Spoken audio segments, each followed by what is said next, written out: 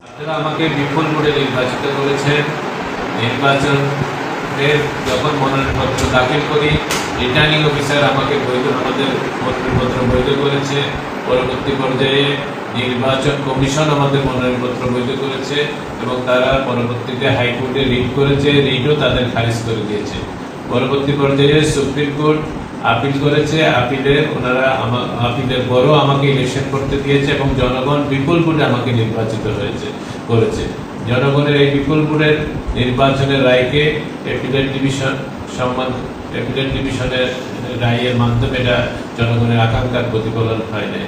ইতিমধ্যে আপনারা জানেন যে আমাদের যে ঋণ খেলাপির যে সংজ্ঞা ছিল, সেই সংজ্ঞা অনুসারে আমরা ওই যে প্রতিটি পর্যায়ে বৈধ হয়েছে। এখন যদি অ্যাপিলেট ডিভিশন নতুন কোনো সংজ্ঞা দেয়, অবশ্যই অ্যাপিলেট ডিভিশনের রায়ের বিষয়ে আমাদের মন্তব্য করার কোনো সুযোগ থাকে না। তবে এটা জনগণের আকাঙ্ক্ষার যে প্রতিফলন হয় না, জনগণের মতামতের যে প্রতিফলন হয় না, সেটাই হলো বিবেচ্য বিষয়। সব কিছু মিলে আমরা যেহেতু অ্যাপিলেট ডিভিশনে অ্যাপেস কোর্ট তাদের রায় পূর্ণাঙ্গ আসেনি, পূর্ণাঙ্গ রায়ের পরে আমরা আইনগত কোনো বিষয় থাকলে সব কিছু মিলে আমরা রিভিউ করার সুযোগ থাকবে এবং রিভিউর মাধ্যমে আমাদের বিশ্বাস যে জনগণের রায়ের প্রতিফলন হবে এবং সব কিছু মিলে আমরা বিজয়ী হব ইনশাল্লাহ। এবং অ্যাপিলেট ডিভিশন রিভিউ রায়ের মাধ্যমে আমরা বিজয়ী হব ইনশাল্লাহ। আমরা জনগণের পাশে সবসময় আছি। বাংলাদেশ জাতীয়তাবাদী দল সবসময় জনগণের আকাঙ্ক্ষার কথা চিন্তা করে এবং বাংলাদেশের উন্নয়নের কথা চিন্তা করে।